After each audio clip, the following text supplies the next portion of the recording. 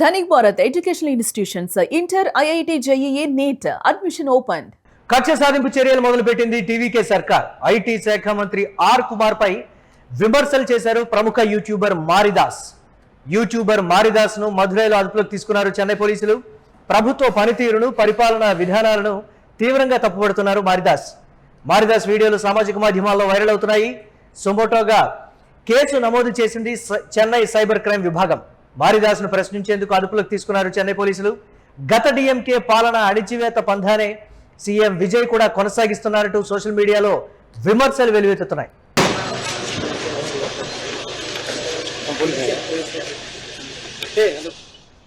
ప్రముఖ యూట్యూబర్ మారిదాస్ అరెస్టుకి సంబంధించి మరిన్ని అప్డేట్స్ మా కరెస్పాండెంట్ కిరణ్ అందిస్తారు. కిరణ్, ఏ విధంగా చూడాలి మారిదాస్ అరెస్టుని? తమిళనాట గత డిఎంకే ఏ విధంగా వ్యవహరించిందో టీవీకే సర్కార్ కూడా అదే విధంగా అణచివేత ధోరణిని అవలంబిస్తోంది. ప్రశ్నించడమే పాపమైపోయింది, కక్ష సాధింపు, వేధింపులు అనేవి మొదలయ్యాయి అనేటువంటి వాటి ఏంటి అప్డేట్స్ ఏ విధంగా చూడాలంటారు?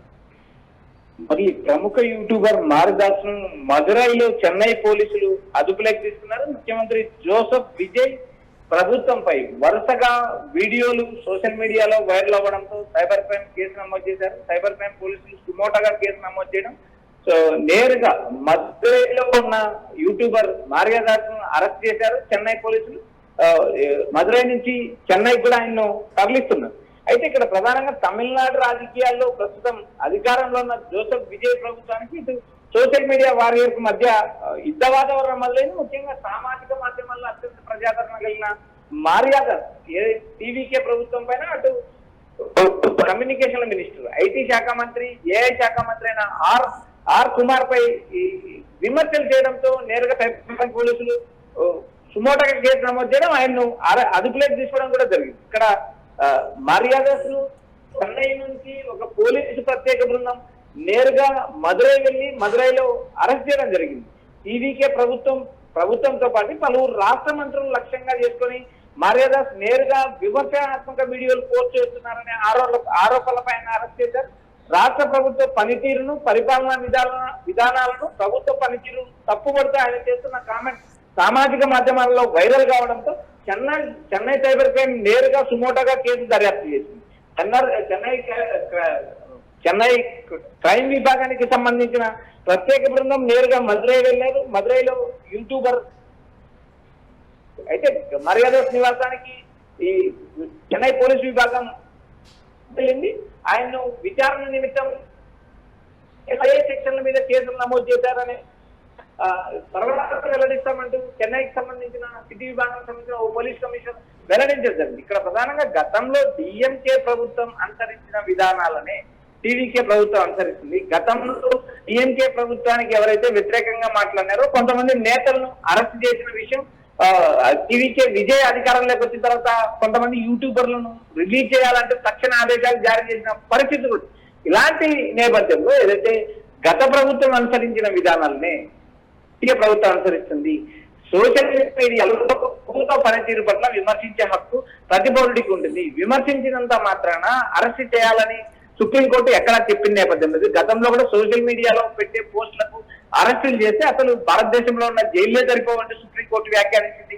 వాటిపైన 41A నోటీస్ ఇచ్చి విచారణ చేయాలని చెప్పి పోలీసులకు స్పష్టమైన ఆదేశాలు ఉన్నప్పటికీ ప్రభుత్వాల ఒత్తిడి మేరకు యూట్యూబర్లను కాదు సోషల్ మీడియా వేదికగా యాక్టివ్ గా ఉండి ప్రభుత్వ విధానాలను తప్పుపడితే ఆయా రాష్ట్ర ప్రభుత్వాలు నేరుగా చర్యలు తీసుకుంటున్నాయి. ఒక తమిళనాడులోనే కాదు, కర్ణాటకలో కావచ్చు, ఆంధ్రప్రదేశ్ లో కావచ్చు, తెలంగాణ కావచ్చు, మొత్తం దక్షిణ భారతదేశంలో ఉన్న ఆయా రాష్ట్రాల్లో ఇప్పటికే మనం పలువురిని అరెస్ట్ చేసిన నేపథ్యం చూస్తాం. సుప్రీంకోర్టు గైడ్ లైన్స్ ప్రకారం సోషల్ మీడియాలో పోస్టులు చేస్తే అరెస్ట్ చేయకూడదంటూ సుప్రీంకోర్టు నేరుగా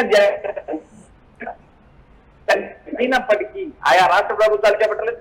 ప్రస్తుతం ఏదైతే చెన్నైకి సంబంధించిన ప్రముఖ యూట్యూబర్, వివాదాస్పద యూట్యూబర్ అయిన మారిదాస్ ను టీవీకే మారిదాస్ అరెస్ట్ కి సంబంధించి కూడా అందరూ స్పందిస్తున్నటువంటి పరిస్థితి ఉంది. అక్రమంగా అరెస్టు చేశారని కూడా సోషల్ మీడియాలో ఆల్రెడీ స్టార్ట్ అయినటువంటి పరిస్థితి. ఏంటి, విజయ్ సర్కార్ ఏమైనా వెనక్కు తగ్గుతుందా ఈ అంశానికి సంబంధించి, లేకపోతే డెఫినెట్ గా వేధింపుల పర్వం అనేది కొనసాగిస్తుందా అనేటువంటి ప్రశ్నలు కూడా తలెత్తున్నాయి కదా కిరణ్? ఈ కోణాన్ని ఎలా చూడాలి? ప్రభుత్వం ఏర్పడినటువంటి అతి తక్కువ కాలంలోనే, అంటే దాదాపుగా ఒక నెల రోజులు కూడా గడిచినటువంటి పరిస్థితి ఉంది, నెల రోజులు మాత్రమే. సో ఈ లోపలే ఈ విధంగా మొదలు పెట్టిందంటే రాబోయే రోజుల్లో ఏ విధంగా ఉంటుంది అంటే ప్రశ్నించేటువంటి పరిస్థితి కానీ లేకపోతే సోషల్ మీడియాలో స్పందించడానికి కూడా భయపడేటువంటి పరిస్థితులు తమిళనాడులో రాబోతున్నాయి అనేటువంటిది రకరకాలుగా జరుగుతున్నటువంటి చర్చ. దాన్ని కోణంలో చూడాలంటారు కిరణ్ మనం. మురళి, ఏ సోషల్ మీడియాను, ఏ యూట్యూబ్ ను, ఏ ఇన్స్టాను, ఏ ఫేస్బుక్ ను, ఏ ఇన్స్టా రీల్స్ ఆధారంగా చేసుకొని ఆయా చిన్న పిల్లల దగ్గర నుంచి టీవీకే విజయ్ పైన చేసిన మీమ్స్ కానీ, టీవీకే విజయ్ పైన చేసిన ప్రచారాలు కానీ అవి విజయానికి దోహదపడ్డాయి అనేది సత్యం. ఎందుకంటే టీవీకే గెలిచింది కేవలం ప్లాట్ఫామ్ ద్వారా విజయం సాధించింది. ఎందుకంటే ఇక్కడ గత కొన్ని ఏళ్లుగా విజయ్కి సంబంధించిన సోషల్ మీడియా ఒక కీలక వ్యక్తి ఆపరేట్ చేయడం, వాటిని ఈ సామాజిక మాధ్యమాల్లో క్షణాల్లో లక్షల వీడియోలు అప్లోడ్ చేయడం, వాటిని విజయ్ ప్రచారం చేసింది కేవలం 50 నియోజకవర్గాల్లో మాత్రమే. అధికారికంగా 50 నియోజకవర్గాల్లో ప్రచారం నిర్వహిస్తే, అనధికారికంగా టీవీకే విజయ్ బొమ్మను పెట్టుకుని ప్రచారం నిర్వహించిన అభ్యర్థులు ఎక్కువ మంది. ఇలాంటి సోషల్ మీడియా జంజీ తరం ఓటర్స్ అధికారంలోకి వచ్చినారు. విజయ్ ప్రస్తుతం యూట్యూబర్ పైన అరెస్ట్ చేయడం మాత్రం అటు డిఎంకే ప్రభుత్వ పన్నానే కొనసాగిస్తున్నారంటూ సోషల్ మీడియా వేదికగా తీవ్ర విమర్శలు వ్యక్తమవుతున్నాయి.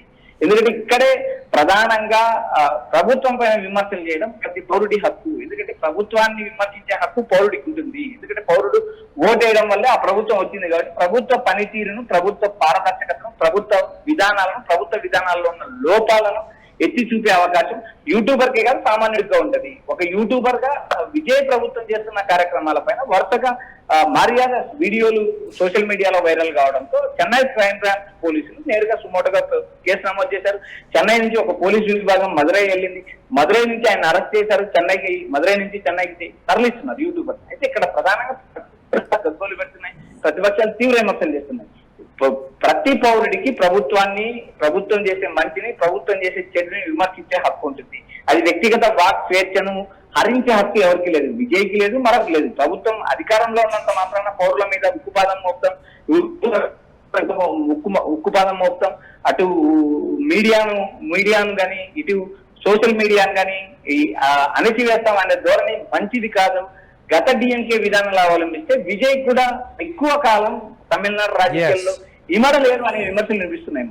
Right, thanks for updates Kiran. మొత్తం మీద తమిళనాడులో చోటు చేసుకుంటున్నటువంటి పరిణామాలు, ప్రభుత్వాన్ని ప్రశ్నించాలనేటువంటి ఒక కారణంతో ప్రముఖ యూట్యూబర్ మారిదాస్ని టీవీకే సర్కార్ అరెస్టు చేసింది. నెల రోజులు మాత్రమే అయింది ప్రభుత్వం ఏర్పడి. ఈ నేపథ్యంలో నెల రోజులకే ఈ విధంగా ప్రశ్నించేటువంటి వారిని అరెస్టు చేస్తే రాబోయే కాలంలో ఏ విధంగా ఉండబోతుంది, ఇది ప్రధానంగా జరుగుతున్నటువంటి చర్చ. ఈ నేపథ్యంలో కక్ష సాధింపులు మొదలుపెట్టింది టీవీకే సర్కార్ అని కూడా జోరుగా చర్చ జరుగుతోంది. ఐటీ శాఖ మంత్రి ఆర్ కుమార్ పై విమర్శలు చేశారు ప్రముఖ యూట్యూబర్ మారిదాస్ మదురైలో పోలీసులు అదుపులోకి తీసుకున్నారు చెన్నై పోలీసులు. ఇక ప్రభుత్వ పనితీరు అలాగే పరిపాలనా విధానాలను తీవ్రంగా తప్పుపడుతూ మారిదాస్ ప్రశ్నించడం కూడా జరిగింది. మారిదాస్ వీడియోలు సోషల్ మీడియాలో వైరల్గా మారడంతో సుమోటోగా కేసు నమోదు చేసింది చెన్నై సైబర్ క్రైమ్ విభాగం. మారిదాస్ను ప్రశ్నించేందుకు అదుపులోకి తీసుకున్నారు చెన్నై పోలీసులు. గత డిఎంకే పాలన అణిచివేత పంథాన్ని సీఎం విజయ్ కూడా కొనసాగిస్తున్నారంటూ సోషల్ మీడియాలో విమర్శలు వ్యక్తమవుతున్నాయి.